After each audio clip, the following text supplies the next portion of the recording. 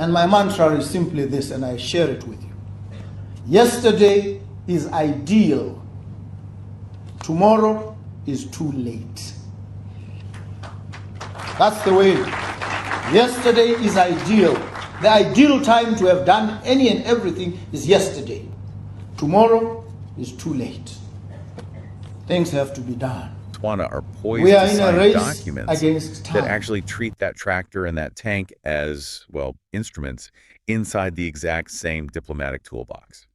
And welcome to today's deep dive, by the way. Thanks for having me. And yeah, the consolidation of those sectors into a single framework is it's really what makes this whole development so significant. It's huge. It really is. We are looking at a highly coordinated structural maneuver here. So specifically at the 5th Binational Commission, or BNC, these two neighbors are set to sign 7 Memoranda of Agreement. 7 of them. 7. And they cover agriculture, security, trade and investment, and defense. All at once. Okay, let's unpack this, because the text we're analyzing states their explicit goal is to, and I'm quoting here, intensify efforts to deepen bilateral cooperation and unlock shared economic value. It's a very dense sentence. It's incredibly dense, so we need to unpack the mechanics of that. Let's start with the specific, tool of statecraft they're actually using, because they aren't passing new domestic laws, right? Yeah. And they aren't signing some grand formal treaty. Right, no. They're signing 7 Memoranda of Agreement, or MOAs. Now, for you listening, if you follow geopolitics, you probably know it. In MOA is, well, it's more than a handshake, but definitely less rigid than a formal treaty. Yeah, that's a good way to put it. But I'm curious, from a purely functional standpoint, is in MOA sort of moving in together before getting married in the world of international relations? What does it actually bind their daily operations to? That's a great analogy, because functionally, an MOA bypasses the immense friction of the normal legislative process. Okay. Think about a formal treaty. It requires parliamentary or congressional ratification, right? Which takes forever. Exactly. It can take years of debate, political grandstanding, you get all these amendments tacked on. But an MOA is typically an executive-to-executive arrangement. Ah, I see. So what's fascinating here is when the leaders of Zimbabwe and Botswana sign these 7 documents, they're essentially flipping a switch for their respective civil services. They're just giving them the green light. Yes. They're providing direct, formalized mandates to their department heads to just align resources, share data, and integrate their standard operating procedures. And they can do all of that without waiting for massive legislative overhauls. So that implies that prior to Wednesday, if, say, a mid-level agricultural official in Botswana wanted to coordinate some cross-border supply chain with their counterpart in Zimbabwe, they probably just hit a brick wall of red tape. Oh, absolutely. A massive wall. And so the MOA acts as the authorization to finally break down those internal silos. Precisely. It creates this permissible environment for the actual technocrats to work together. And the scale here is really what's crucial. Because there's 7 of them.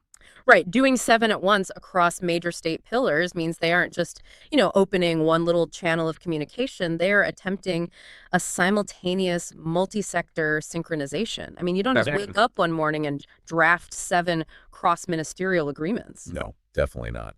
Which, I guess, brings us to the venue for this signing, which is the 5th Binational Commission. The BNC. Yeah. And that number 5 carries a lot of weight, doesn't it? It tells us this isn't some rush crisis summit they threw together because of the sudden regional shock. Not at all. It means the institutional architecture is already incredibly mature. I mean, a binational commission represents the highest possible level of structured, recurring bilateral engagement. Right. The fact that they are on their 5th iteration means they've well and truly moved past the initial phases of diplomatic posturing. Getting to know you phase. Exactly. The first or second BNCs were probably just focused on, establishing working groups and throwing around broad areas of mutual interest. Right. Just figuring out what to even talk about. Yeah. Yeah. But by the 5th BNC, those working groups have spent literally thousands of hours in the trenches together. So the actual event on Wednesday in Harare is really just the tip of the iceberg then. Oh, 100%. The real heavy lifting, so reconciling different customs codes, harmonizing phytosanitary standards for agriculture, aligning military communication protocols, all of that has been happening in back rooms for months. Or maybe even years. Probably years, yeah. The heads of state are just arriving to formalize a consensus that the technocrats have already completely hammered out. Wow. Because the friction of reconciling 2 totally sovereign bureaucracies is immense. So when you see 7 MOAs finalized at a 5th BNC, You are looking at the culmination of a massive, sustained administrative effort.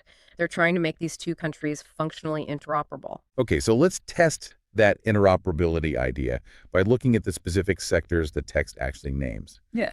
Because we've got agriculture, security, trade, and investment, and defense. Right. Now, bundling agriculture and trade makes obvious economic sense. I mean, if you grow a surplus of a crop, you naturally want to sell it across the border. Simple supply and demand. Exactly. But here's where it gets really interesting to me. Why are security and defense explicitly bundled in the exact same breath as farming and investing? It's a great question. Because here's the friction I see in that logic.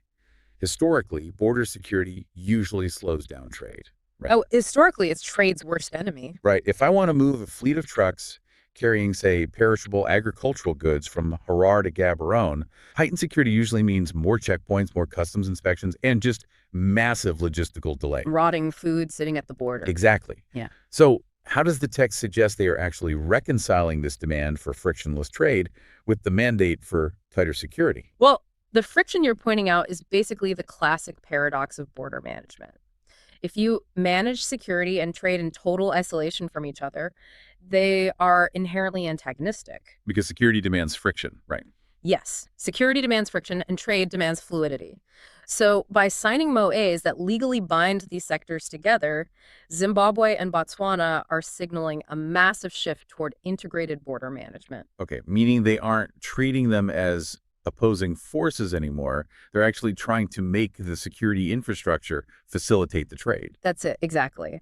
If we connect this to the bigger picture, the goal is what we call intelligence-led borders. Intelligence-led borders. Okay, what does that actually look like on the ground? So instead of physically stopping and searching every single truck at a bottlenecked border post, which, like you said, just kills agricultural trade, the security apparatus shares their data and intelligence pre-clearance. Obviously. Yeah. So if the customs and security databases of both countries are actually talking to each other, a shipment of goods can be vetted and cleared digitally before the truck even reaches the physical border. That's brilliant. So the security MOA is really the technical prerequisite for the trade MOA to even work in the first place. Precisely. Because if they don't align their security protocols, the trade agreements just result in massive miles-long traffic jams at the border crossings. Right, because everyone's still getting searched anyway. Exactly. And without shared security frameworks, foreign and domestic investors, they just won't commit capital to cross-border infrastructure. Because it's too risky. Yeah. Investment requires predictability above all else. If your supply chains are vulnerable to arbitrary delays just because two different border agencies refuse to cooperate, well, that shared economic value the text mentions, it remains entirely theoretical. It's just a nice idea on paper. Exactly. Okay, so let's apply that exact same integration logic to the other two. Yeah. Agriculture and defense. I can easily see how food security is a component of internal stability.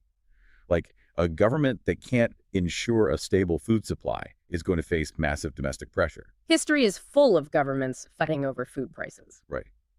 But the word defense usually implies an external orientation, doesn't it? Like military-to-military cooperation or securing physical territory. So how does agricultural coordination actually require a military defense framework? Well, you have to remember that agriculture at a